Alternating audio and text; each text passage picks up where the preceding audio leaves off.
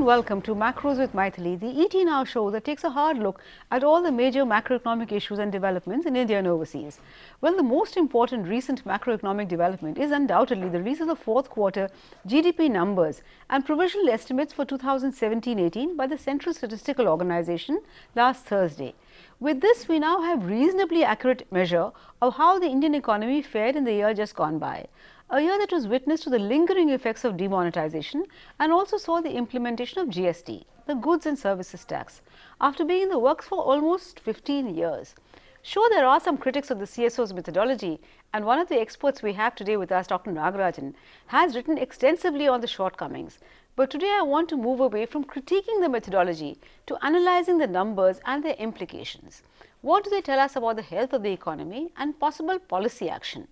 And who better to do that with than Dr. T.C. Anand, the country's former Chief Statistician and Secretary Ministry of Statistics and Program Implementation, and Dr. Nagaraj, Professor IGIDR, Bombay. Welcome to the show, Anand. Dr. Nagaraj. Dr. Nagaraj, I know I said that we'd focus on the numbers rather than the methodology, but since the numbers are a direct fallout of the methodology, do you still believe that any reading of the numbers must necessarily be prefaced with a caveat? And if yes, how would you read the headline GDP number, with and without the caveat? Dr. Nagaraj? I think the caveat is still required, that we are going at 7+%. I think there is growing skepticism of the new GDP series. The debate which started 3 years ago continues to go on. But if you were to take the numbers at face value without the caveat, what would your reading be?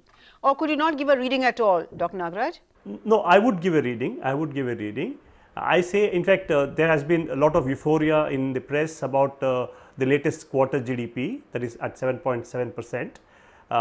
But as I have written earlier, the quarterly GDP numbers are not good at all in India. Because most of them are based on projections and apportionments of the annual numbers. So I would prefer to use the annual numbers, and annual numbers show a very interesting picture that annual growth rate for 2017-18 is 6.5% or 6.7%, and which is distinctly lower than 7.1% recorded in the previous year, that is 2016-17. So I think if you go by this, there is a deceleration of growth rate, and this came after 3 years of steady improvement over the past 3 years. So if you take a period of 5 years, then we saw a 3 years of steady increase and a decline for the next 2 years. So that doesn't really say much about economic performance. It says that the economy isn't doing particularly too well. Okay, but Anand, I'm not going to ask you to respond to Dr. Nagaraj, because that's a debate that we've had before. But do the latest numbers vindicate your position at the time of the release of first advanced estimates in January this year that the economy has bottomed out? And here again, I'm confining myself to the headline GDP number. We'll come to the sectoral numbers later. Anand? Yeah, if you recall what I had said at that time, I had said that and in fact, I should make one point here, that there have been lots of people who were raising concerns about our early advance estimate, the one which we released in January, and the quality of the estimation and so on.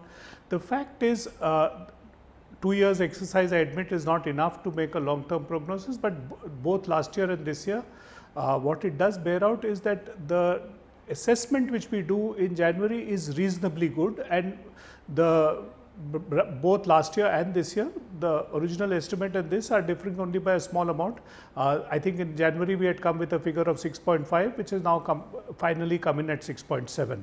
So that's what the first point I would like to make. Broadly, the character which in fact I had made not just in January but earlier, which has said that the trajectory which we are now seeing seems to suggest that there is an upward trend in growth is being borne out. I think one should understand why did the growth slow down, and to what extent could this have been anticipated, and whether the decline is within bounds, and is the revival been as fast as we should have happened. So let me take the first part. The reasons for the decline I had explained in detail when we had released the first quarter estimates, and are basically driven from two sorts of sources. One, there are certain elements which were consequential from the fact that oil prices started hardening up from the middle of last year onwards.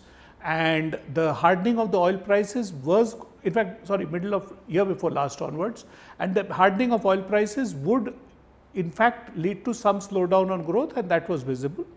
The second big change was a major structural reform which was taken place, which was the implementation of GST. And at the time of the first quarter, I had pointed out that the implementation of GST will lead to a certain natural slowdown on economic activity, because businesses anticipating the introduction of a new tax regime will adjust their production patterns in order to minimize their liabilities under the new regime. Now, that consequence of that was that the first quarter saw a very sharp slowdown. I think this was predictable, should have been known by all analysts. So, analysts who take that as by surprise are not doing justice to their training as economists.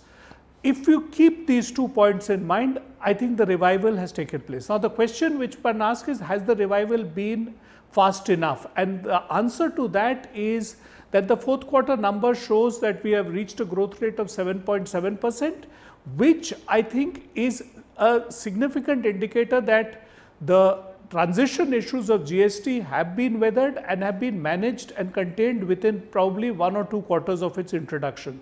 So, looking ahead, I think now the economic benefits of the GST are likely to start flowing significantly in the next year, and these will therefore show a significant growth impetus going ahead as well.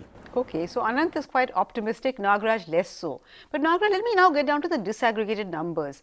What is the story that they tell us about the sustainability of the recovery, and in turn the outlook of the jobs front? I'm asking you about jobs because that has to be our topmost priority. And between a manufacturing driven growth and a services sector led growth, there is no doubt which is better for jobs. So what do the latest numbers suggest? Is there a long hope for recovery in manufacturing here? And let me once again ask you to cast aside your skepticism about the methodology. Just looking at the numbers, are we seeing a revival of manufacturing? Nagaraj? I'm afraid I don't think manufacturing sector growth is reviving.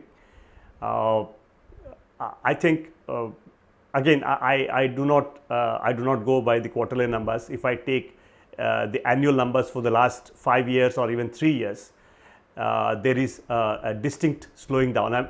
I think the manufacturing numbers are similar to the GDP numbers. So therefore, I have reasons to believe that the manufacturing sector is not doing well, and I think the national accounts manufacturing number, that is GVA numbers of manufacturing, distinctly seem to overstate the growth rate compared to what you get from index of industrial production or the ASI. I have been traveling last 6 weeks across the country to 7-8 small scale industries locations, clusters across the country, and I mean, this is just impressionistic, but what I saw didn't really give me much a feeling that manufacturing is reviving. If anything, the GST seemed to have affected them pretty badly, and they are still struggling to figure out how to cope with GST. So my take is that I don't see a very optimistic picture. Okay. Anant, would you agree with Nagaraj both on the sustainability question and also on the jobs issue? The latest numbers in fact show that public expenditure continues to be an important driver of growth, and though it is true that there are limits to government expenditure and private investment must pick up, should the mere fact that growth has been driven by public expenditure in itself take away from the growth process, especially if government has been by and large been able to adhere to the fiscal deficit target? Also, I want you to address the issue that Nagaraj has raised, that should one look at the quarterly numbers or should one look at annual numbers when trying to interpret data? Okay, let me start by the last question first on the quarterly numbers. It is true that the amount of quarterly data available is limited, but since most analysts would like to get high frequency analysis, this is about the best we can get in terms of the amount of quarterly data which is available. Now, fact is, the way to judge the quality of the quarterly data is if you accept the annual figures, and by and large, remember the quarterly series in India is about now 12, 13 years old. By and large, to ask, does the quarterly figures add up to the annual? The answer is they do. Do they reflect the broad seasonality in Indian production? The answer is again they do. So, I think to that extent they are a reasonable proxy to what is actually happening on the ground, and we can use the quarterly figures to gauge what is the direction of movement, because if we restricted ourselves to annual, we will simply have no basis to look at where the turning points are and where growth is happening. So, with those caveats, I think the quarterly numbers are a useful gauge to seeing what is happening, and the directional movements are suggestive. Now, the larger question of, do I think manufacturing has revived to the extent which it should have? I think the answer here is true. It is true, it's a mixed story. Manufacturing growth rates would need to be much higher in order for us to say that manufacturing is truly revived, and at the moment, as long as manufacturing is below 10%, I don't quite feel comfortable in saying that we have seen a significant revival. The fact is, what you said is correct. This is largely public investment driven. Private investment has not picked up to the extent which we would like it to. The answers are well known, and the story in terms of the twin balance sheet problem, the problem with bank credit, etc., is well documented. I think what the government has very successfully done is keeping its overall fiscal deficit constraint in check. It has managed to improve the quality of public expenditure and increased the allocation to public investment, specifically in key infrastructure. I think this is showing up in very nascent forms in the early indicators which we are seeing in improvements in investment, and the improvements in capital goods and infrastructure investment. But for it to be sustainable, which is really what your question is, it would be necessary for the larger private investment hurdles to be resolved.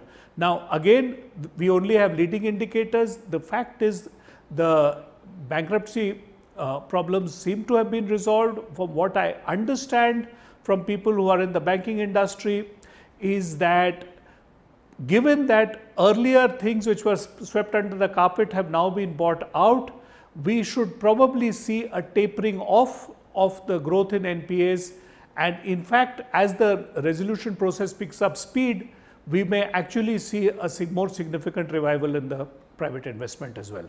Okay, so both Anant and Nagaraj both agree that sustainability is the big question. As I said earlier, Anant is more optimistic, Nagaraj less so, but I'm afraid it's time for us to slip into a very short break. Please do stay with us, we'll be back very soon.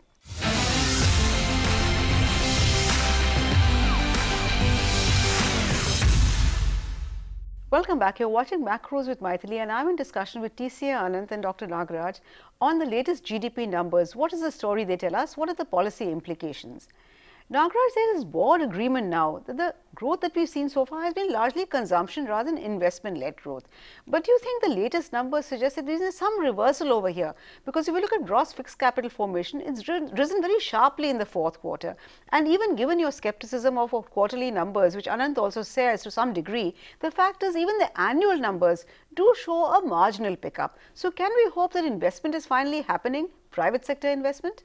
If you take a series of fixed capital formation, they show much higher year-to-year fluctuation than the output series. So one should not read too much into yearly fluctuation. One should look reasonably long, that at least 3-4 years data. And if you look at 3-4 year data of growth of investment, gross fixed capital formation, I do not see much happening. Or better measure would be gross fixed capital formation to GDP ratio, which is more stable, and which you see if you take last 4 years, it has not improved at all. If anything, it has come down. So therefore, there is, I think one is reading too much into this short period numbers.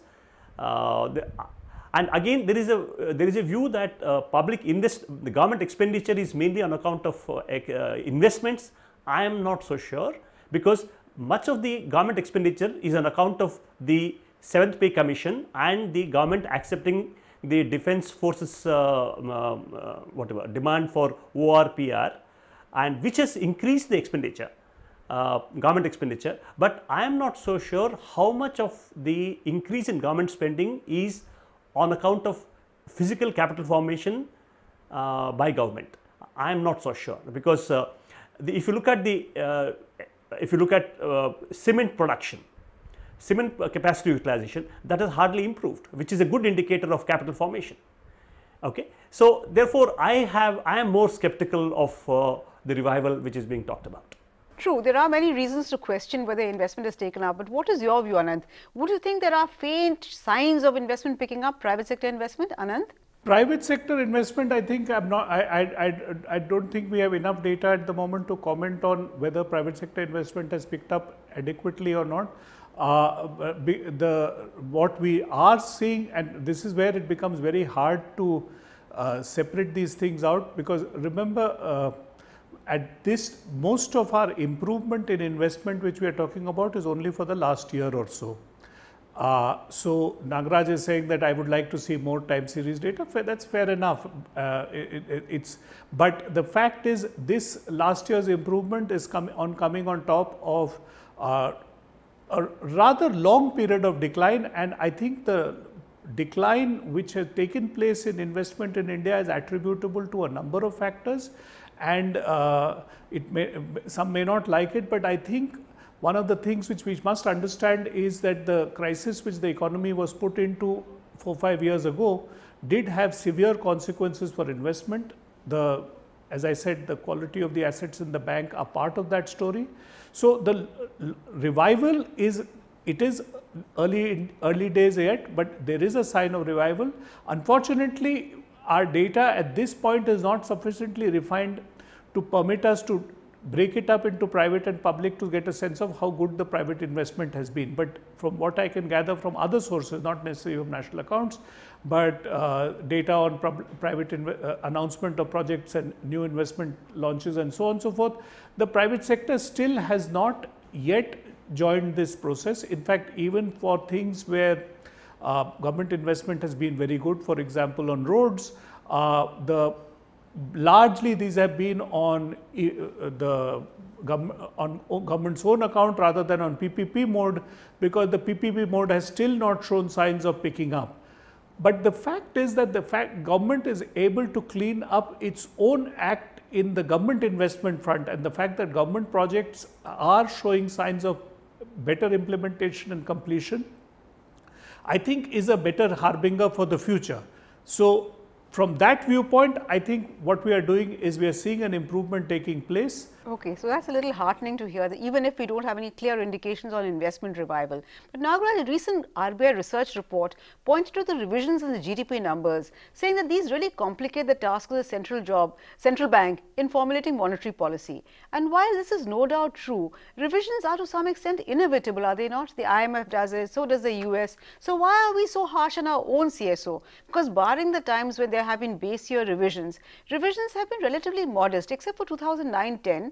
when yes, there was a substantial upward revision, but by and large our CSO has served us pretty well. Would you not agree, Nagaraj? CSO has been a great institution of the government. I think they have had enormous, I would say, in-house expertise in revising, and we have revised national accounts almost every decade since independence. So I think we have a huge history of doing a pretty good job. But the most recent revision, they have made very substantial changes in methodology, which seems to have led to serious problems, at least in my view. And I feel that I am not against the revision, I am not against the changes they brought about, but I think they need to be done with far more care, and which I felt was probably something missing there. And also that there is a big disconnect between the old series and the new series, and the new GDP numbers against the other macro indicators. Because of these, the trust in the new numbers has gone down significantly. So I think while revision is welcome, but the specific methodological changes done in that, I think, seem to have led to serious issues. Oh yes, that of course is a debate which we'll have to leave for another day. But Anant, would you agree that the RBI's gripe about GDP numbers is really a case of the pot calling the kettle black? Because if you look at the RBI's projections of inflation, they were invariably been off the mark, way off the mark, even though technically it should be easier to project inflation numbers rather than GDP. So should the central bank be a little bit more charitable? I know I'm asking you to stick your neck out, but even so, are revisions inevitable, and why is it that you don't hear government complaining that it makes fiscal policy difficult? Also, if you use high frequency data like RIP, will that reduce the extent of revisions? Anant? No. The short answer to your last point is, if I used high frequency data like IIP, it won't. In fact, IIP is being used, so it's not that it's not being used. I think the RBI report, I'm afraid, if I were to use somewhat harsh word, is actually quite a shoddy exercise, and I'm really surprised at the quality of research which has been done in RBI. I think we should distinguish between two types of things, and Dr. Nagaraj is confused the matter again in his inimitable style. We should distinguish between revisions of the base year methodology, which is a very different exercise, which happened because of which take place due to a variety of reasons, and we have discussed this many times in the past, so I'm not going to go into that. What the RBI report is talking about is not those, but RBI is talking about the revisions which take place within a methodology between the early estimates and the final estimates. And I think there the RBI has made a serious methodological error. They have taken data across 3 different base year series and compared early estimates of one base year with final estimates in another base year calculation, which is methodologically inappropriate. So first of all, if these were my research students, I would go and tell them to fix it and before publishing it. So I think there is a problem there. Now, turning to why do revisions take place from the early estimates to the later estimates, and the best explanation I can give is if you look at one of the data points which we use in national accounts compilation, and we are not alone in this, is government accounts. Now, government produces a set of numbers for its annual accounts, and there are 3 numbers which come out which are important to note. First, there is a budget estimate, then there is a revised estimate, and then there is the final estimate. If you look at the government's own accounts, and this is actual hard physical expenditure which the government is doing of money, there are significant differences between the budget estimate, revised estimate, and final estimate. Now, if those differences are because of the way government policy is implemented, and the statistician takes in the first estimate, the budget estimate is given, in the second estimate when he prepares, he takes the revised estimate, and finally when he takes his calculation, he takes the final expenditure which came in, and there are differences between them, obviously your estimates will differ. There is a very nice OECD paper on the revisions in GDP calculations across OECD countries, and most of them are, remember, developed countries, between early estimates and final estimates, and raises these problems. But these are problems to which I think much greater research is needed, and I think if governments move to proper actuarial accounting, which is in India not yet very clear, then we may see a reduction in the extent of revisions taking place, because the government accountants would be required to make, for example, budgets would not be presented based on good intentions, but on a hard actuarial calculation of what they are really likely to be able to spend. If that were done, the degree of revisions would come down. One of the major sources of revisions are accounts based. Dr. Nagaraj had accepted revisions are inevitable. He was not talking so much about methodology, but he was talking about revisions per se. But Nagaraj, there is a lot of talk now, something called nowcasting of GDP. Will that change the situation? Can you very briefly explain what does nowcasting mean, very briefly? For any up-to-date GDP numbers you want, you require more primary data, actual data from the ground of production units across the country, across all sectors, okay? And we are very, very poor in that. Therefore, any nowcasting will be poor unless we improve our data generating process. That is true. Generating data in a country like India is always very difficult. But Anand, at the end of the day, GDP estimates in themselves are mere numbers. Their importance really stems from the fact that policymakers are expected to frame appropriate policies based on these numbers. So, given the latest estimates, both of the fourth quarter and of the year as a whole, is there a case for any kind of policy support, stimulus, fiscal, monetary, or is the economy now doing well on its own steam? Thank you. Anand? No, I think the case for policy support continues to be, because I think if to the extent that what we can see from the data, capital formation is not at the levels which we would want it to be. As I said, I would like to see sustained rates of GDP capital formation above as a percentage of GDP to be well over 30% on a sustained manner. I don't think we have reached that level as yet.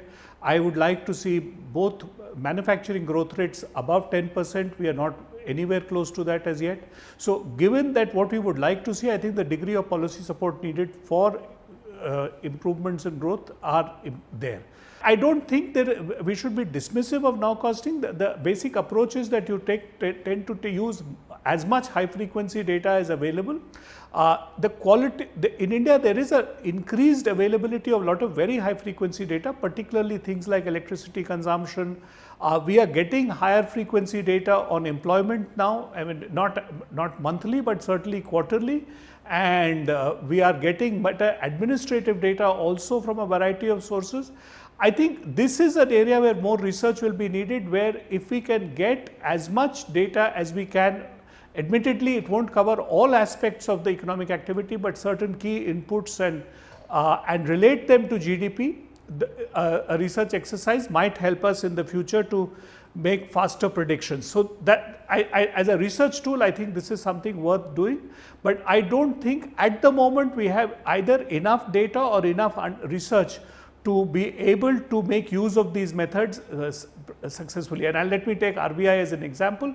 One area where we have a lot of high frequency data, which is prices, RBI's attempts at trying to nowcast inflation has been actually quite poor. That's something I think everybody would agree with you on that, Anand, but I'm afraid we've run out of time completely. The good news really is that revisions, wherever we've had them, are usually upwards. So the final numbers will hopefully show that the economy is even in better health than what we think at the moment. Of course, casting aside Dr. Nagraj's cynicism and skepticism about the numbers, which many people share, in all fairness to Dr. Nagraj, I think, Anand, it's up to CSO to slowly win these skeptics over. Thank you so much, Anand and Dr. Nagraj, for joining me in this discussion. Thank you also for watching. Remember, we'll be back next week with yet another edition of Macros with Mythili. Till then, it's thank you and goodbye from all of us at ET Now.